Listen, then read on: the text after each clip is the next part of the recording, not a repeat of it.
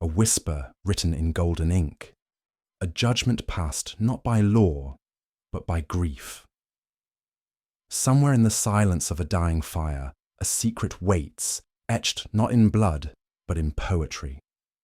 This is a mystery where every sentence weighs like a verdict, and every clue hides between the lines. Before we begin, I'd love to know, where in the world are you listening from, and what time is it for you right now? Let me know in the comments below. Let's begin the story. It was upon a raw February morning, the fog clinging low to the streets of London, that I found myself once more at Baker Street, seated opposite my friend Sherlock Holmes, who, reclining in his usual attitude of indolent grace, had just completed his morning correspondence and was now engaged in the delicate business of filling his pipe with his preferred shag tobacco. The fire crackled contentedly, and the mood was one of routine peace when our visitor was announced. He was a slender fellow, plainly dressed, with an air of haste and habitual reticence. Though I took little note of him at first, aside from his slightly ink-stained fingertips, it was Holmes who, after the man had seated himself, leaned forward with an expression of calm satisfaction. "You are employed at the Inland Revenue Office on Somerset House," said Holmes, removing the pipe from his lips. The gentleman blinked. Yes, I am. But how on earth—" "Your right cuff bears a faint smudge of violet ink, the sort used in official chancery forms, distinct in both colour and viscosity. And that red fleck on your sleeve is sealing wax, most commonly used in dispatch packets between departments. Combine these with the stress mark on the middle finger of your right hand from prolonged pen use, and the remainder follows as surely as if you had spoken it aloud." The man laughed softly, more in amazement than amusement, and declared that his inquiry, regarding a minor discrepancy in departmental payments, was already put to rest. In another 10 minutes, he had gone, still murmuring his astonishment. Holmes said nothing for a moment, merely puffing gently upon his pipe. Then he rose and crossed to the window. "The world," he mused, "writes its truth in the smallest of smudges, Watson. We have only to read them." And in that very moment, as if summoned by his own words, Mrs. Hudson appeared with a letter, a curious, heavy envelope sealed in unfamiliar wax. Holmes accepted the envelope without comment and examined it beneath the gaslight with that quiet intensity so characteristic of him in moments of contemplation. The envelope was cream-coloured, its texture thick and of quality not commonly found in the city's usual correspondence. It bore no postage mark and no return address. He held it delicately by the corners, as if the thing itself might explode upon contact. "There is no scent," he murmured. "The flap is sealed cleanly. Whoever delivered this wished to avoid the trace of hand or place." He broke the seal and unfolded a single sheet of paper, thick vellum, slightly ridged. I rose and crossed the room to peer over his shoulder. Upon the page was a single sentence, neatly and deliberately written in shimmering golden ink. "He writes judgments that kill." There was no name, no date, no further text. For several long moments we said nothing. The words, simple yet chilling, hung in the air like a curse whispered through the smoke.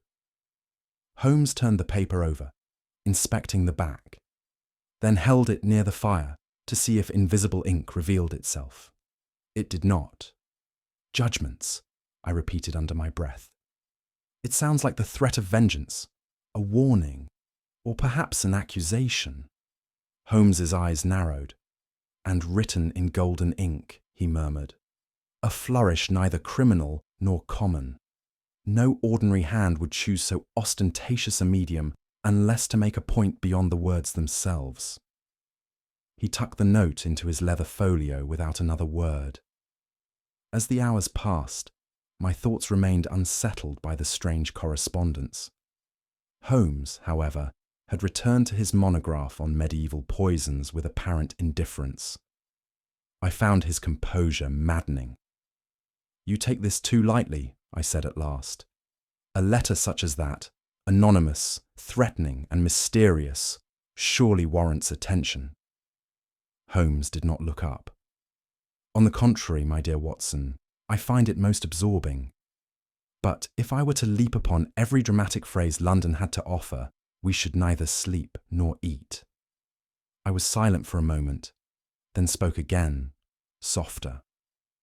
But judgments that kill, that is not the language of a common criminal. He looked up then, and there was a glint in his eye that told me he had already travelled further down the path of thought than he had let on. Indeed, it is the language of someone steeped in meaning and in guilt. Tell me, Watson, who wields judgment in society? A magistrate, a juror, a judge. Holmes nodded. And if the pen is mightier than the sword, how much weightier the pen in the hand of a judge? Consider it, Watson, not just murder, but metaphor. Someone, somewhere, believes a man's words on parchment have done more harm than a blade ever could. He turned back to his writing. File it with the others for now, he said, but keep your mind alert. A golden thread often leads to a deeper tangle. And with that, the matter was left to simmer, at least for the moment.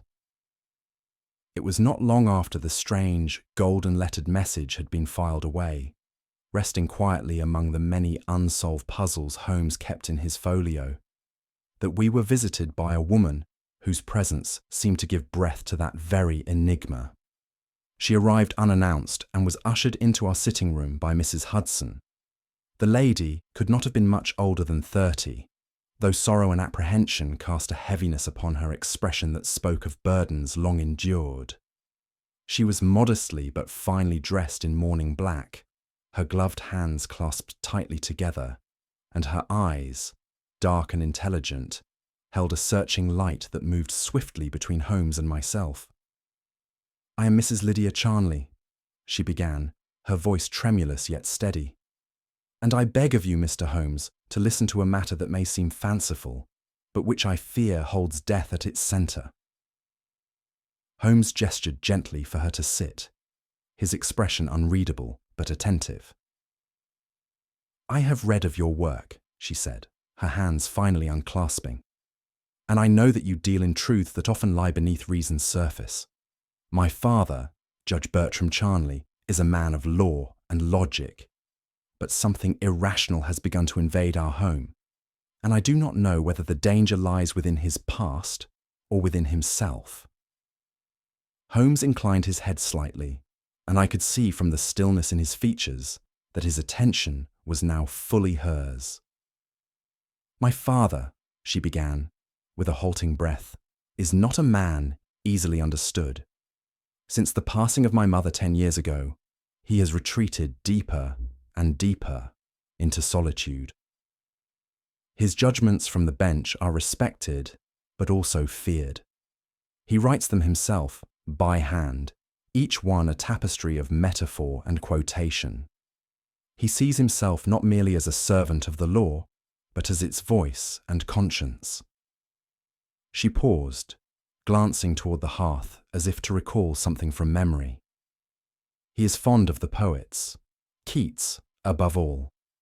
He once told me that a sentence which lacks beauty should not be allowed the power to condemn a man. But of late, his words have grown darker. There is less mercy in his phrasing, more finality, more coldness. She looked at Holmes then, and her composure wavered. Last month, he passed sentence upon a young man, a clerk, hardly older than myself, who had embezzled a modest sum from his employer. Father called him a thief of trust and wrote that no garden can bloom when the soil is tainted by deceit. He sentenced him to 6 years' hard labour. Her fingers gripped the edge of her seat. 2 weeks ago, that young man hanged himself in his cell, and ever since, my father has been changed. He has grown restless, withdrawn. He speaks less and writes more. But what troubles me most are the things that have begun to appear at the house. At this, Holmes straightened slightly in his chair. "What things, madam?" he asked, his tone low and serious. And so she told us. "It began," she said, "with small things. A book left open to a marked passage of poetry neither he nor I recalled reading. Then came the packages, plain brown paper, no return address. Inside each, a fragment of verse, always typed, never signed. Lines from Blake, from Shelley, always bleak, always ending with death. She swallowed. At first he dismissed them, but then a golden pen appeared. Not mailed, placed.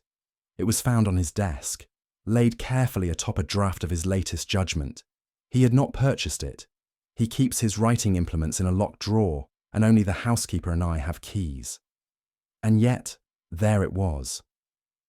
Holmes's eyes narrowed slightly, and I noted that he did not interrupt her flow. Then, 2 nights ago, he heard footsteps in the corridor outside his study, though the household was asleep.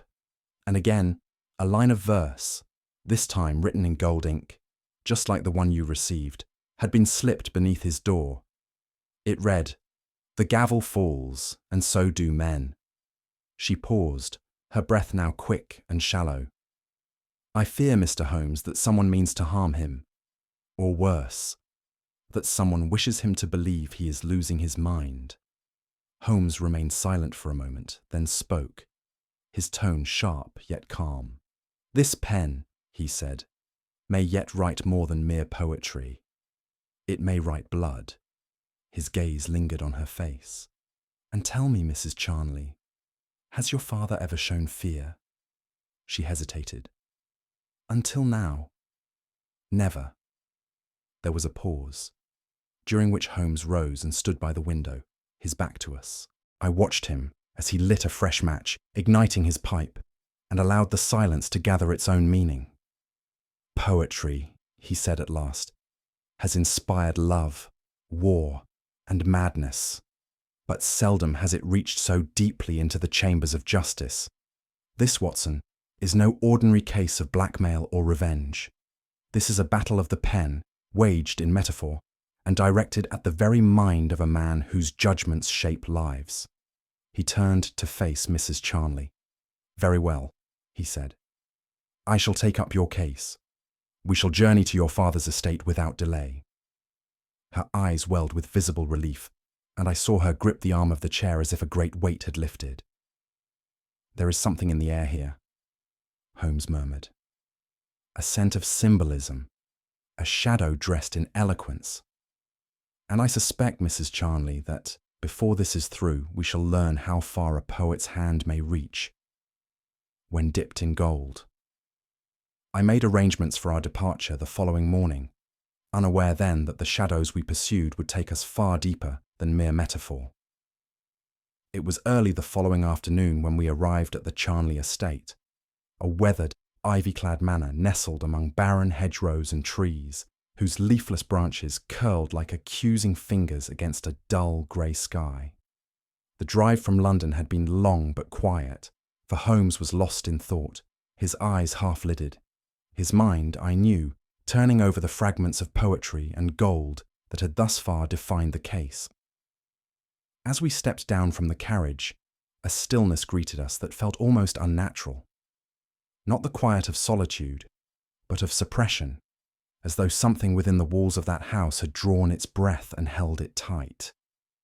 The butler who received us, a gaunt man named Tredlow, spoke in hushed tones and avoided our gaze, while the maid, a pale young woman called Eliza, barely lifted her eyes from the floor.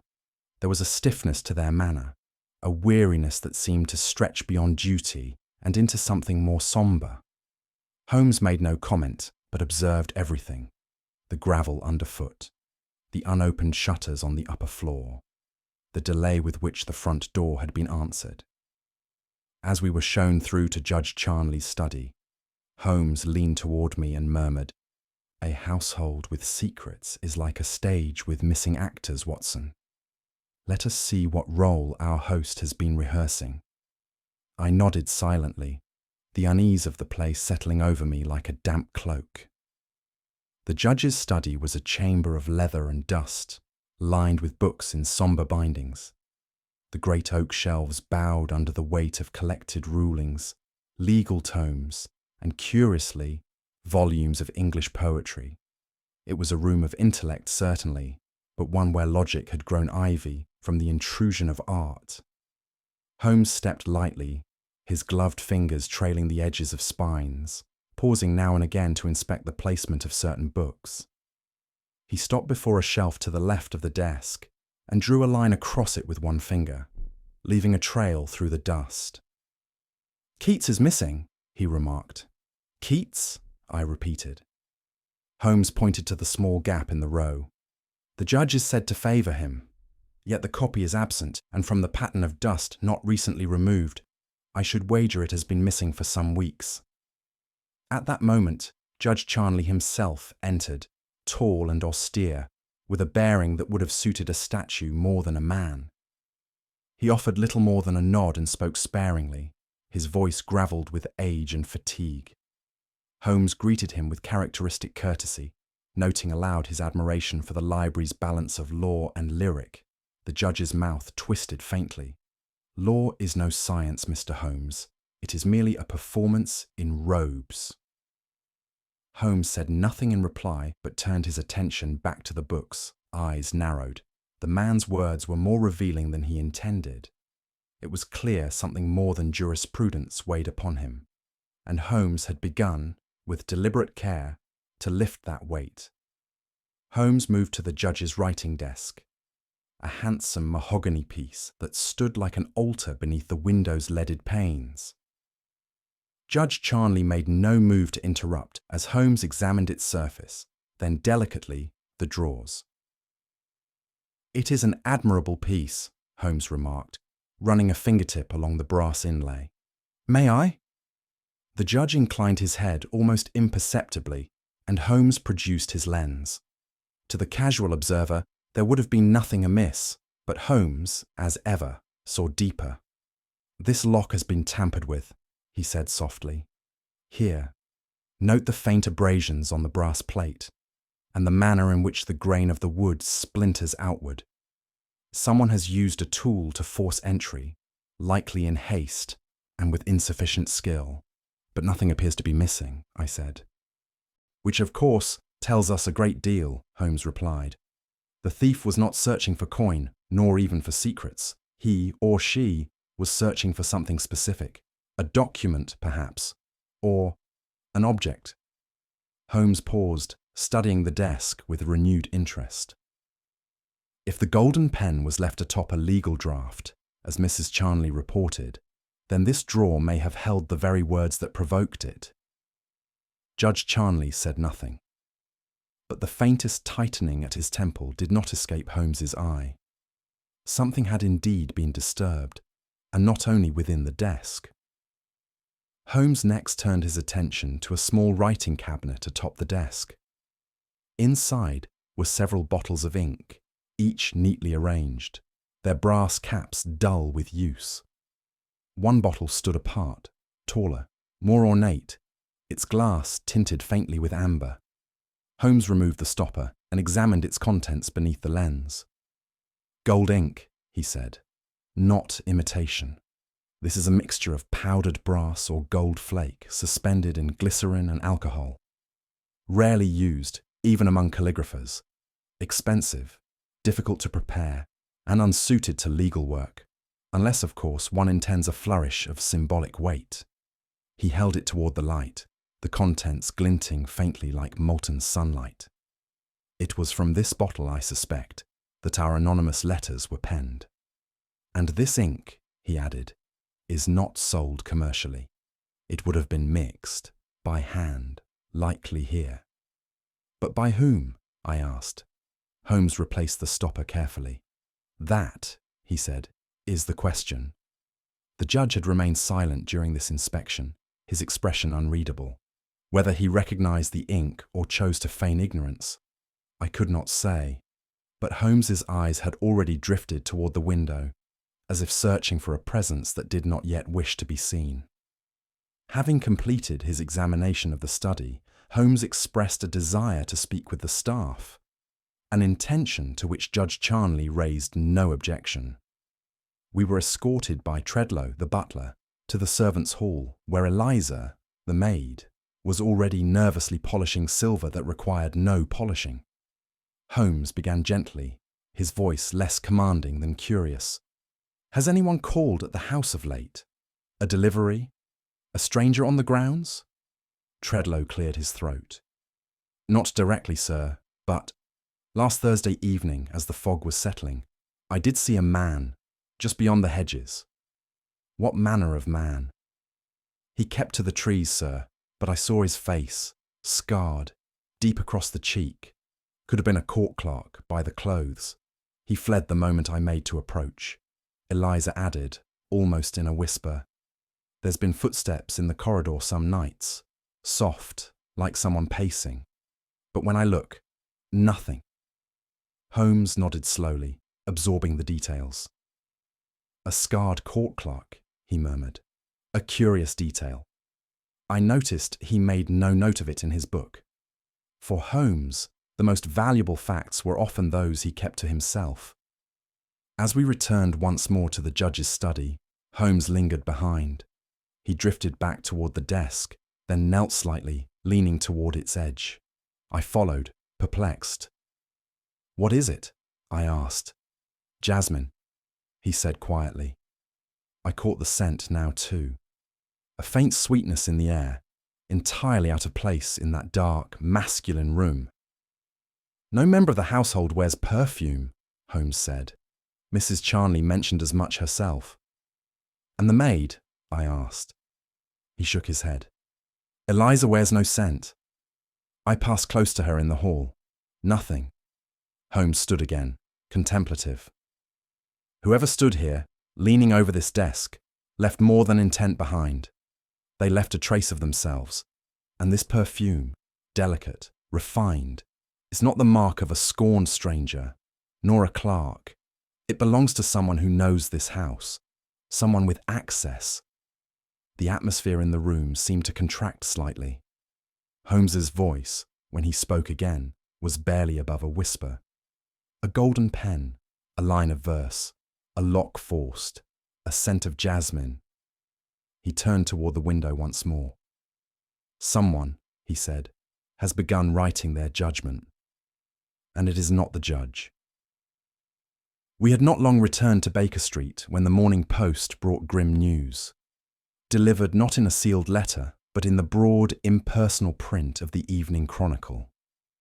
The column was modest in placement but unmistakable in consequence.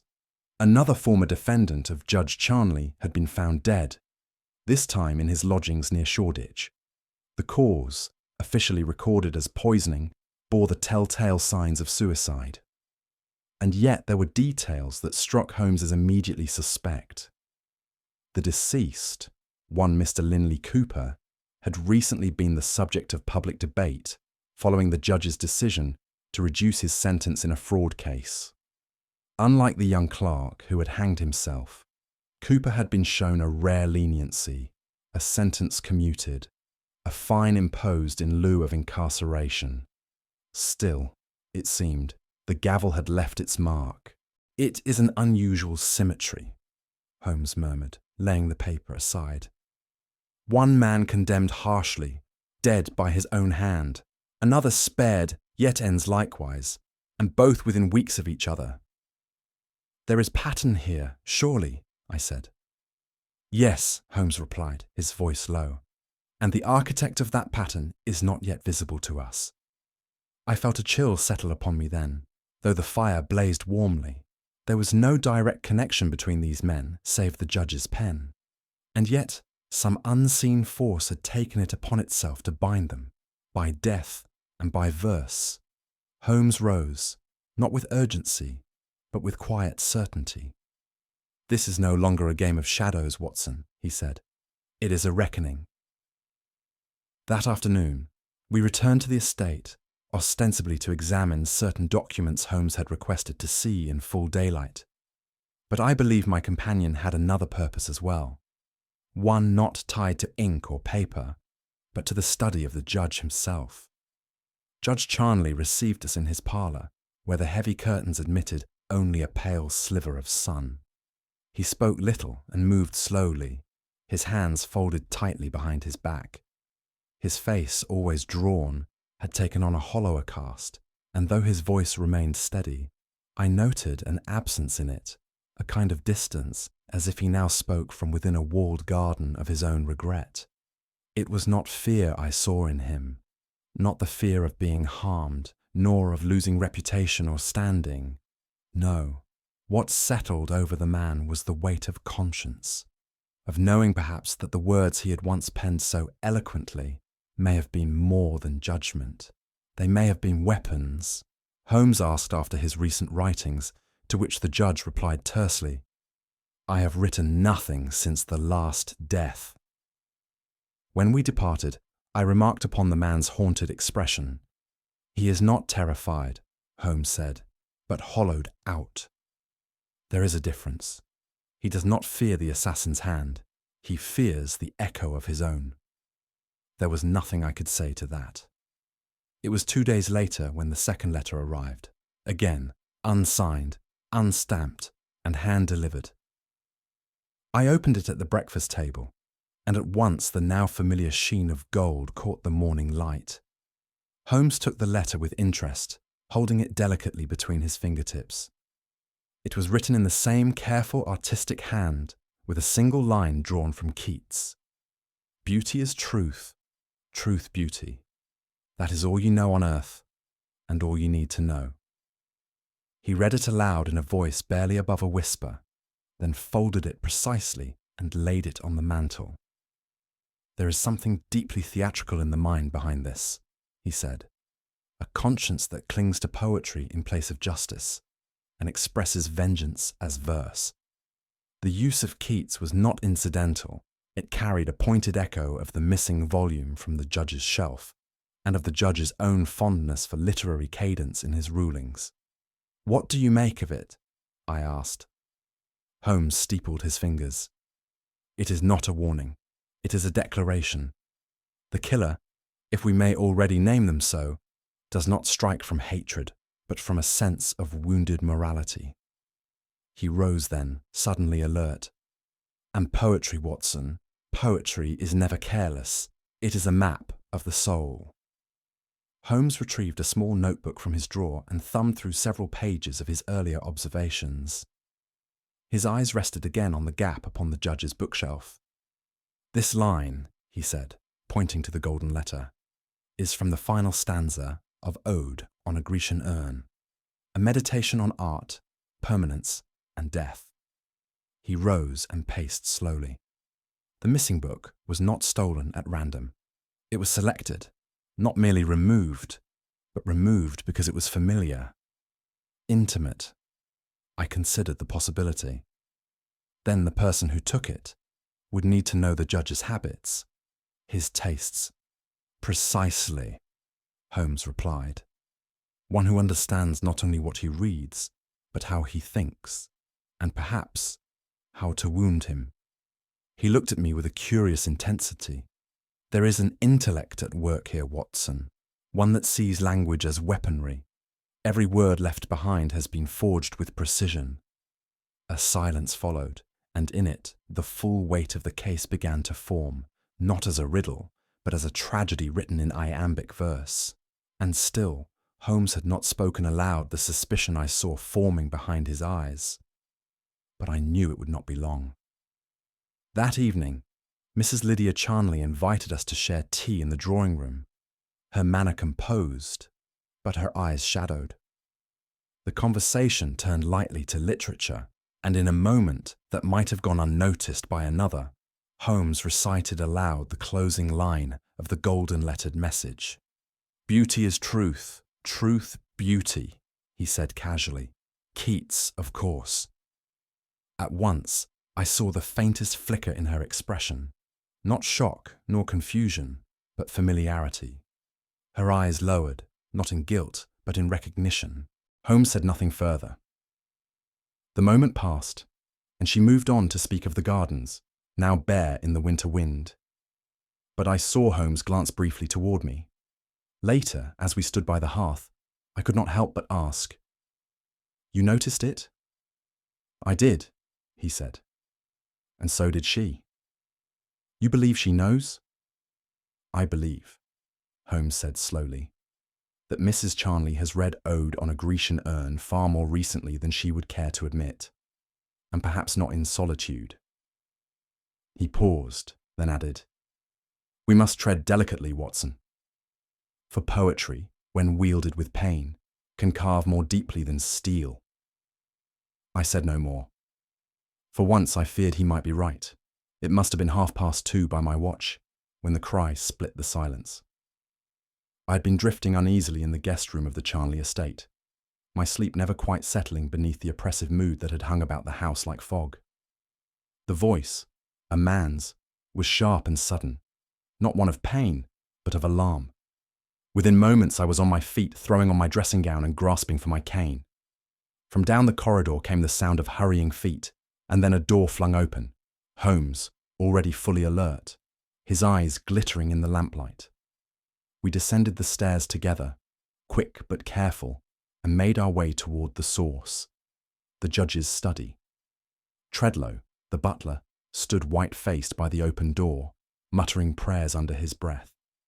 Inside we found the judge pale but standing, one hand pressed against the desk, as though it were the only thing anchoring him to the earth. There was someone, he said hoarsely. Here in the room, a man, masked.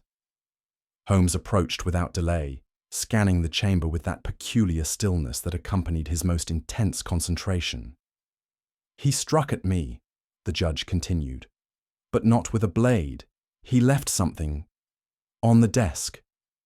I stepped forward and saw it then. A golden pen, driven with force straight through a sheaf of paper, piercing it as though it were flesh. The judge's draft, an unfinished sentencing opinion, lay transfixed beneath the symbol of vengeance. Holmes said nothing yet. But I saw in his eyes that the game had shifted. The enemy no longer danced in metaphor. He had crossed into flesh and blood. The pen had been driven with such deliberate strength that its nib was bent where it met the desk's polished surface. The ink had splattered, a constellation of gold against the white of the paper, pooling around the edges of the stabbed document like blood from a fresh wound. Holmes knelt beside it, examining the object without touching it.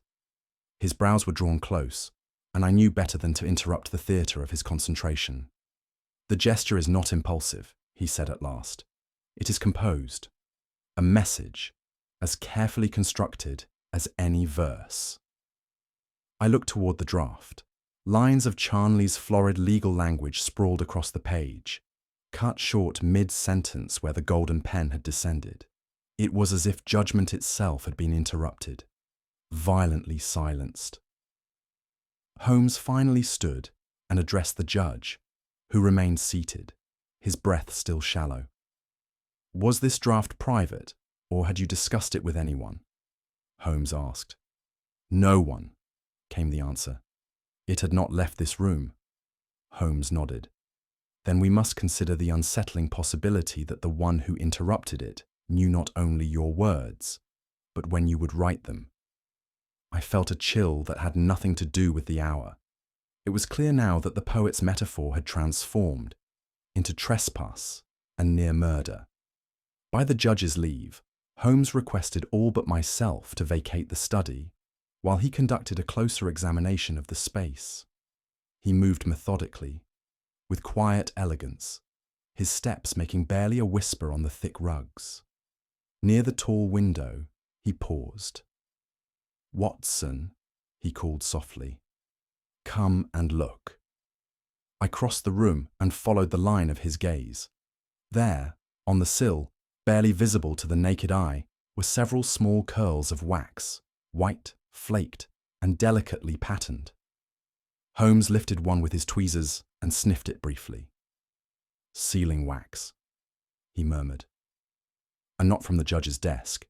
This was blue. He uses black. He moved then to the curtain, where his sharp eye had spotted something further. A smear, faint but definite, stained the hem. Golden ink, the same hue as that found upon the letter and the stabbed manuscript. It appears, Holmes said, more to himself than to me, that our nocturnal visitor is both bold and careless, or perhaps, and here he turned slightly, he wishes to be seen. The wax? I asked. He did not answer directly. Instead, he straightened and stared again at the wounded draft. It's theatre, Watson. A play performed for one man's mind, and another's guilt. And though the study had returned to stillness, the scent of wax and ink still lingered, like the breath of a spectre refusing to be exorcised. We left the judge to his own quarters once Holmes had satisfied himself that no further danger lingered in the house that night. The staff were unsettled, the hallways murmurous with speculation and dread, but Holmes remained composed, perhaps more so than I had expected. He said little on our way back to our rooms, and even less once the doors had closed behind us. He stood for a time by the window, arms folded, watching the stars with an intensity that belonged not to astronomy, but to contemplation. Finally, I spoke. You expected something, didn't you? Not this, perhaps, but something. He did not look at me. Patterns, Watson. People write them in actions as surely as poets write them in rhyme. And tonight, someone crossed from metaphor to reality. I waited for more, but none came. He remained silent, his gaze fixed outward, his mind, I could tell, already constructing its final diagram. Something had aligned for Holmes that night, some equation balanced or shadow clarified, and though I longed for explanation, I knew better than to press. When Holmes grew quiet, it was not for lack of thought. It was because the conclusion had begun to take shape. It was not until the following morning, over coffee and a fire newly stirred in the drawing-room hearth, that Holmes spoke plainly to me. The attempt last night, he said, was not made by a stranger to this house. I looked up from my cup. You're certain? I am, he replied. The staging of the scene, the use of the judge's personal ink, the precise targeting of an unfinished draft, all point not to an outsider acting in haste, but to one with both knowledge and intent. But the intruder was masked, I countered. Surely that suggests someone fearful of recognition. Precisely, Holmes said. But fear of recognition does not always stem from guilt. It may stem from familiarity, from betrayal. He let the statement hang for a moment. Consider the symbolic weight of the pen, Watson. It is not merely the weapon, it is the accusation, and only one intimately acquainted with the judge's writings, his habits, and his conscience would craft such a message. I leaned forward slightly. Lydia, I whispered. He said nothing, but the look in his eyes gave the answer I had feared.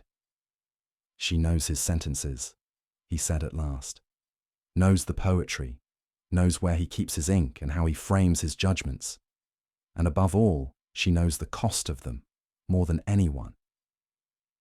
I sat back, struggling to reconcile the poised, grieving woman we had met with the image Holmes now suggested.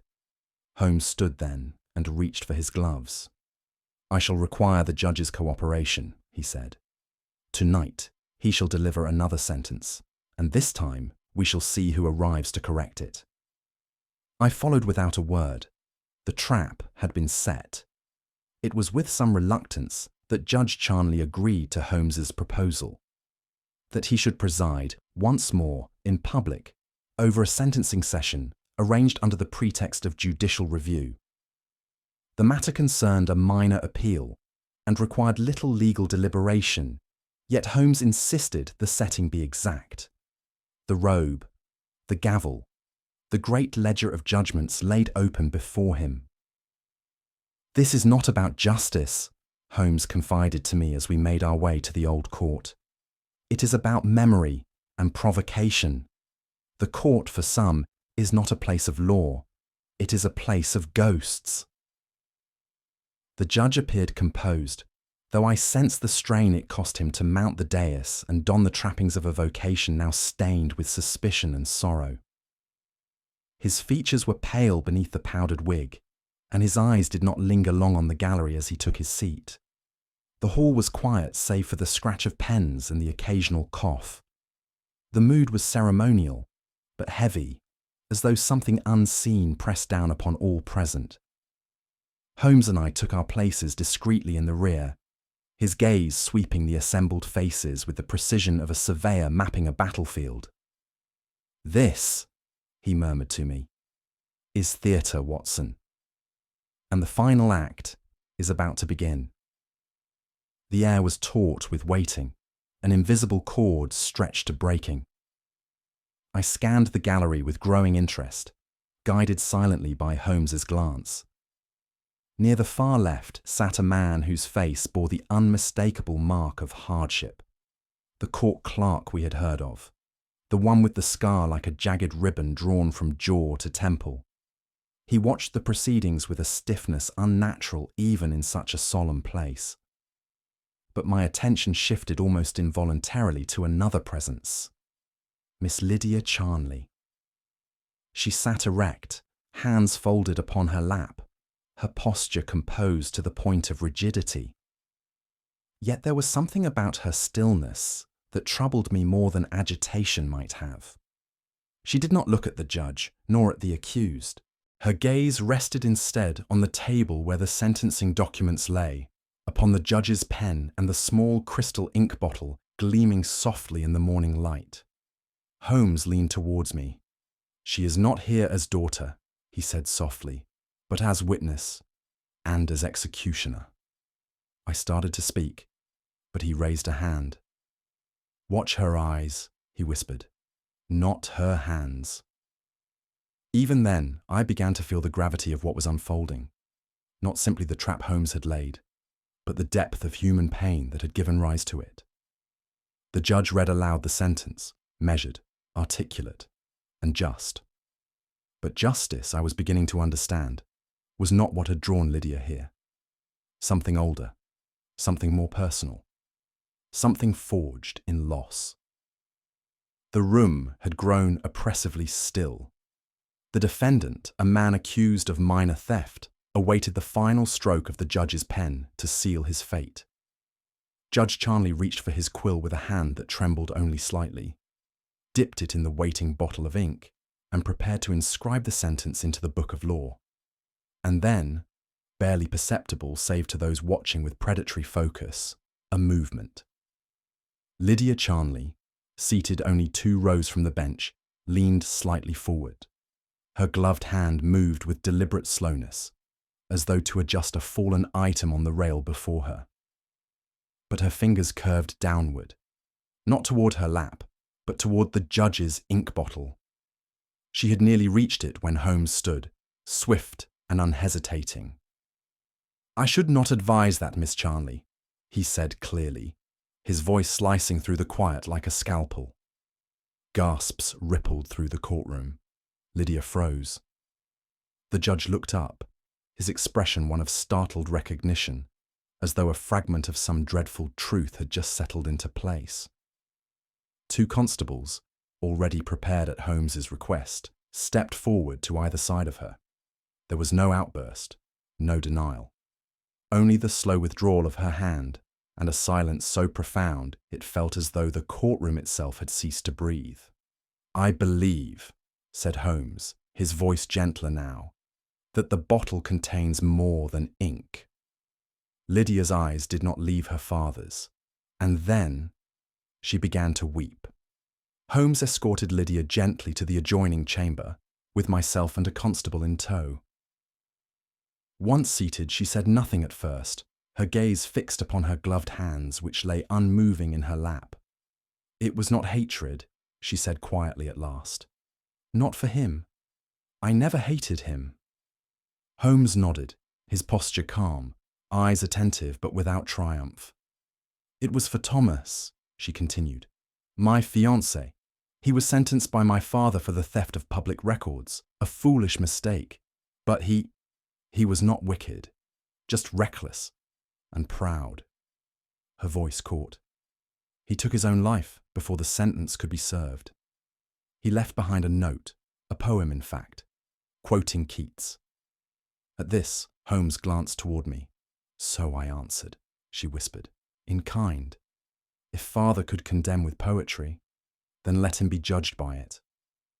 She drew from her coat a folded page, the missing volume's torn leaf, upon which she had written in gold ink, "Truth is beauty. Beauty truth." It was the ink, Watson, he said, that singular gold, more bronze than sunlight, but unmistakably foreign. It is not available commercially, not even at the finer stationers in Charing Cross. It is produced with a specific tincture, sap from the Siamese acacia tree, used by artists and calligraphers.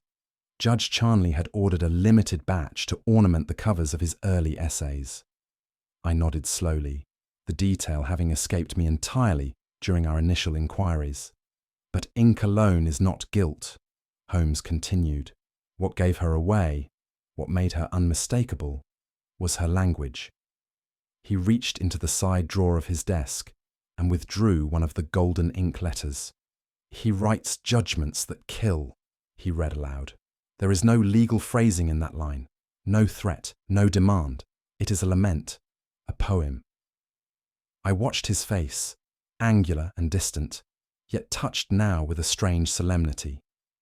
"Only a soul intimately wounded by his pen," he said softly, "would have chosen to strike not with blade nor poison, but with metaphor." I could find no fault in the logic, nor in the sadness that underscored it. Grief had its language, and Holmes had translated it. It was late in the evening when we returned to the Charnley estate to retrieve a forgotten document. The constables had long since departed, and the house, though still and dim, bore the marks of something irreparably altered. In the drawing room, we found the judge alone. He did not look up when we entered, but remained seated before the fireplace, staring into a blaze that burned not only logs, but pages, dozens of them, each curling at the corners, each blackened and consumed. Holmes took a step forward. "Your Honour," he began. The judge raised a hand, an old man's hand, trembling but decisive. "Do not speak, Mr. Holmes," he said quietly. "You have done your duty, and I must now do mine." He fed another handful of pages to the flames. They caught quickly, the ink glistening momentarily before vanishing into ash. "These were my judgments," he said. "My poetic condemnations, as the press once called them. I once fancied myself a moral craftsman, each sentence a sculpted verse. But I see now how little I understood of lives outside the courtroom." Holmes stood motionless, hat in hand. I could not help but think of Lydia, her tear-streaked face, her voice breaking as she quoted Keats. I wondered if any of these burned pages had sealed her lover's fate. If justice, in her case, had worn too elegant a robe to see the heart it condemned. "Fire," the judge murmured, "has no memory, but perhaps it grants mercy." We said nothing as the last of the golden ink turned to smoke. We walked home in silence through streets washed silver by a light London rain, our footsteps echoing faintly, as if even the city had softened its voice for the hour. It was not until we reached the hearth of our familiar sitting room that Holmes, his coat still damp across the shoulders, broke the stillness. "Watson," he said, "have you ever considered how dangerous a metaphor may become in the hands of a judge?" I set down my gloves and regarded him quizzically. "Law," he continued, "must be a mechanism, precise, indifferent to ornament. The moment it becomes literature, it risks becoming performance. And what is performance, if not manipulation?" I saw then that his thoughts were not with the law, but with the poet who had been punished by it, and the woman who had answered judgment with verse. Judge Charnley, Holmes said, turned grief into aesthetics and justice into prose. Lydia turned the same prose into prophecy. In their hearts neither was malicious, and yet a man lies dead. A woman stands broken, and the law, so often blind, may see neither. I watched the flicker of the gaslight catch in Holmes's eyes. There was no self-congratulation in his bearing, only an austere empathy, as though he stood beside a grave no one would name. "Poetry is truth," I said. "Sometimes," he replied, "but truth, when wielded without mercy, can be a sharper blade than any lie."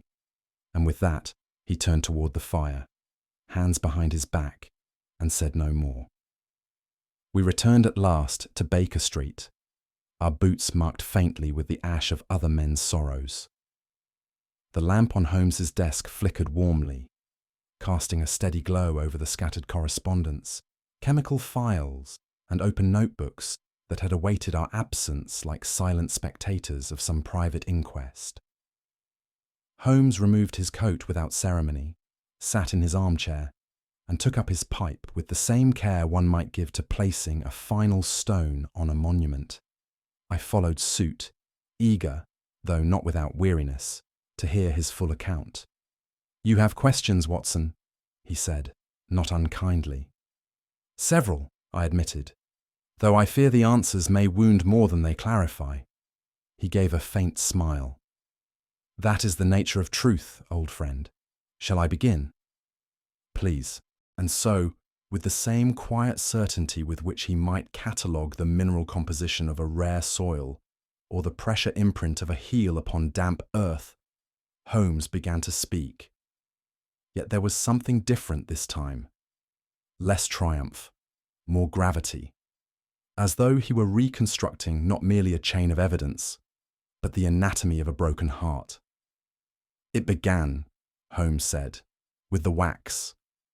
A minor detail, dismissed by all save the guilty and the meticulous." He leaned forward and produced from a drawer the curled remnants of wax shavings, preserved in an envelope. Found near the window in the judge's study, just beneath the curtain hem. At first glance, an innocent trace.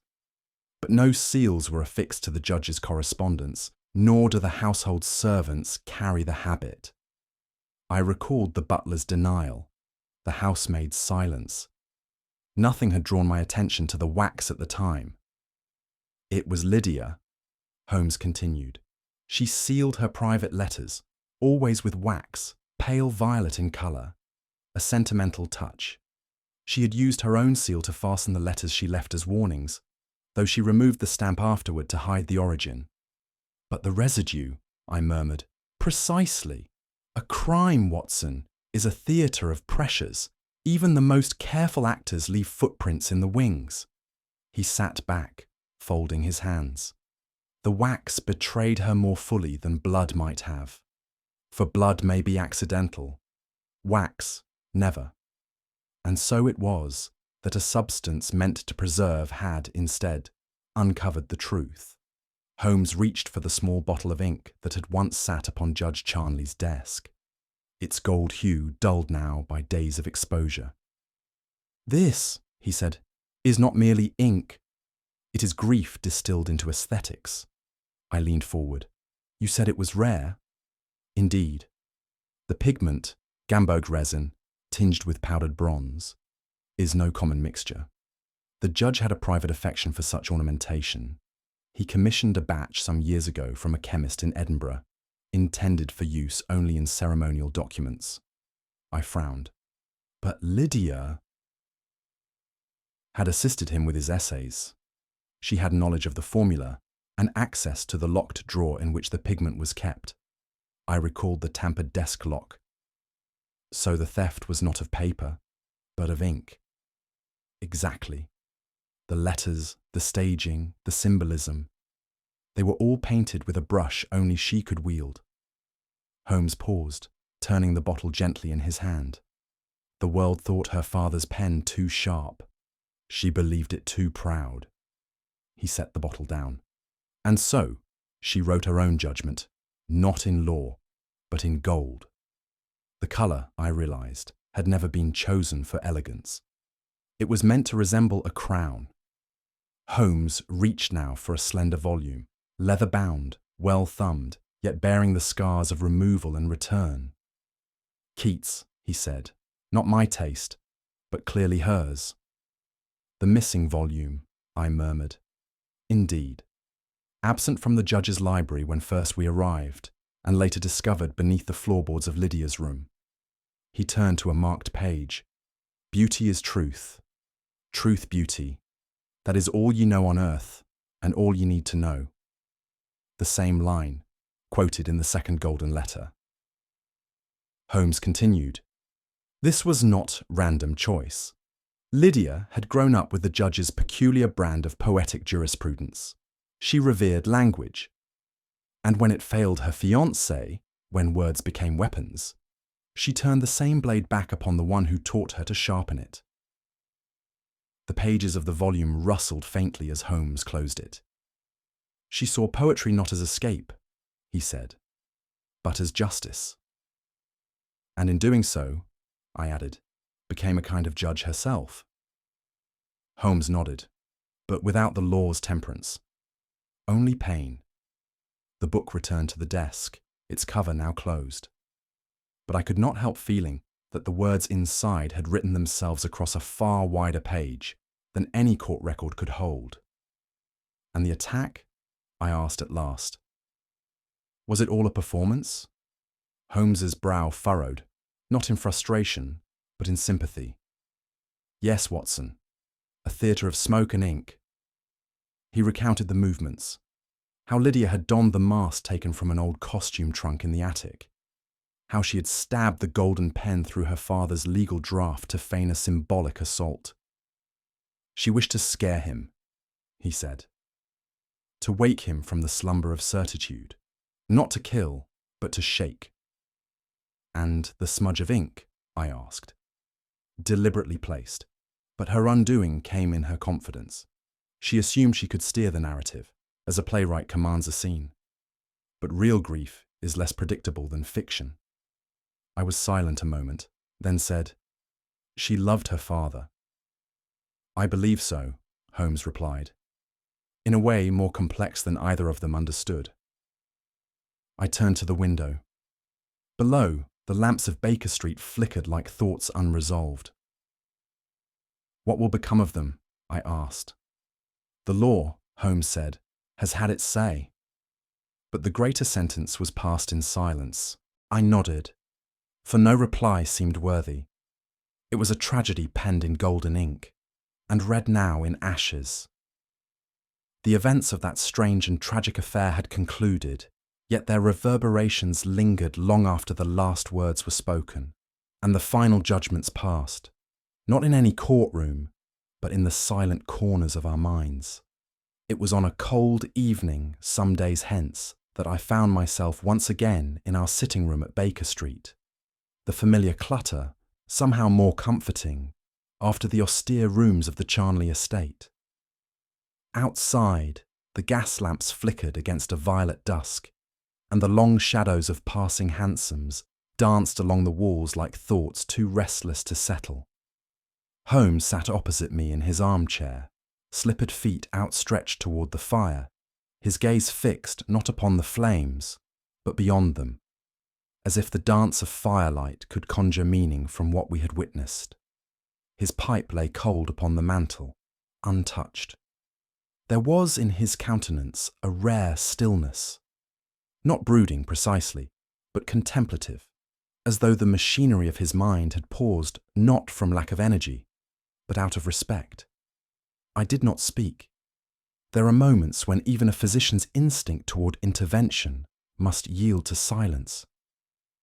And so I merely observed, my own thoughts turning to the charred edges of golden ink, to the girl with poetry in her grief, and to the judge whose silence had said more than any ruling could. Holmes did not need to look at me to know I shared his thoughts. He merely said, as if answering some unspoken question, "Some truths, Watson, do not require a verdict, only understanding." Holmes remained by the hearth for some time, before reaching, almost absently, for the pipe he had earlier neglected. With one hand he tamped the tobacco, and with the other he struck a match that flared briefly, casting sharp relief upon his angular features. "You recall, Watson," he began, "how the letter said, 'He writes judgments that kill.' At the time, we assumed a metaphor, and so it was, but not a false one." I nodded. He drew slowly, and the smoke drifted in serpentine curls toward the ceiling. I have seen blades stained with blood, revolvers still warm from discharge, and poisons subtle enough to pass as fever. But never before have I seen so deliberate a murder composed not in violence, but in verse. I frowned. "You believe Lydia meant to kill her father?" Holmes shook his head. "Number not physically. But she meant to sentence him, to burden his soul with the weight of his own conscience. In that, she succeeded." He rose and approached the window, gazing down at the lamps along Baker Street. "We speak of justice as balance, but balance is a precarious thing. It teeters with each word a judge pens, each life he touches with ink and finality." He turned slightly. "The pen, my dear Watson, is indeed mightier than the sword, not because it strikes faster, but because it strikes longer." I made no reply, for I knew Holmes was right. Justice, like ink, is permanent, but permanence does not always mean peace. The fire had dwindled to embers, and the pipe in Holmes's hand rested once more upon the mantel as he resumed his seat across from me. "You've spoken little of Lydia," I ventured at last. Holmes looked at me evenly. "Because she is not easily spoken of." I waited. "There is a temptation," he said slowly, "to view crime as a simple matter of intent. One acts from greed or rage or jealousy. But grief, Watson, grief is another thing altogether. It is quieter, more patient. It waits.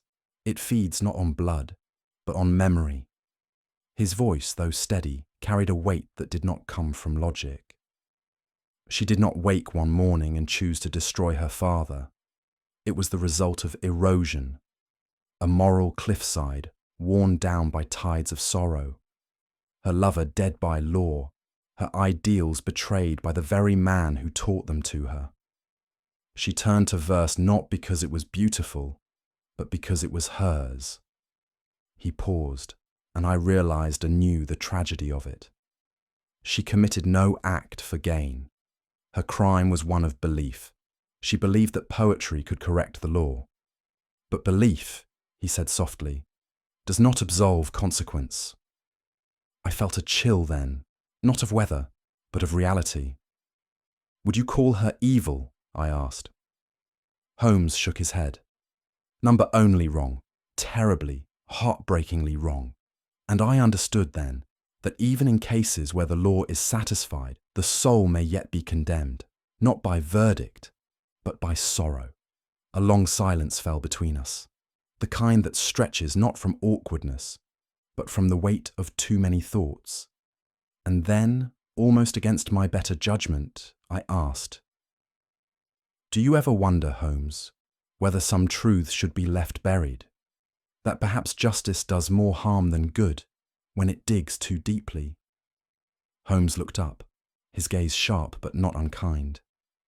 "I do wonder, Watson," he said, "more often than you might suspect." I blinked.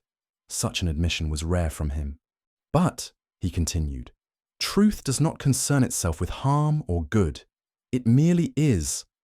The question is whether we, fragile as we are, can bear it." I folded my hands, thinking of Lydia, of her trembling hands and the letter inked in gold. "And what of mercy?" Holmes stood then, pacing slowly before the fire. "Mercy is the province of the soul. The law has no soul. It has statutes, precedents, paper." He paused, and with that same finality with which he would seal a solved case, he said, "When the law forgets the soul, someone always writes between the lines." I said nothing more. There was nothing more to say. I closed my notebook later that night with a heavy heart. It had been a case of subtle horrors. Not of blood or brutality, but of ideals turned inward, and of a daughter's love bending into judgment. Lydia Charnley would not face trial. Holmes had seen to that through channels of discretion. Yet, she had been sentenced all the same, by her own heart, and the silence of a father who, though alive, would never again write another ruling. Judge Charnley had gone into quiet retirement. His chambers remained sealed, his library untouched. The pen with which he had written hundreds of lives now lay beneath velvet, in a drawer he would not open. And the golden ink? It dried. It dried upon the letters, the legal drafts, and upon the one verse that had bound a family into ruin. Sometimes, as I walk past the courts and glance up at the stone figures that preside over justice, I think not of verdicts or statutes, but of that single quote from Keats, scratched in gold upon faded paper: "Beauty is truth, truth beauty." There is a lie in that line, and a truth also, for it was neither truth nor beauty that haunted this case. It was the words between them. Holmes sat back, his fingers steepled beneath his chin, eyes half closed, as if the flickering firelight offered some silent counsel. "Poetry, Watson," he said at last, "is often born of sorrow. But when sorrow takes the pen to correct what it perceives as injustice, it rarely writes a line without consequence." He turned to me with a gaze both sharp and strangely gentle. She did not want to destroy her father, only to make him feel. Yet in doing so, she unravelled the very thing she hoped to restore: reason. I nodded, the golden glint of the pen in my mind's eye more chilling than any blade. "What do you think was the daughter's greatest flaw? Her grief, her secrecy, or the belief that justice could be rewritten in verse?" Let me know your thoughts in the comments below. And while you're here, don't forget to subscribe for more mysteries of mind and motive. And do share this story with fellow lovers of Sherlock Holmes. The next case may already be waiting, just beyond the ink.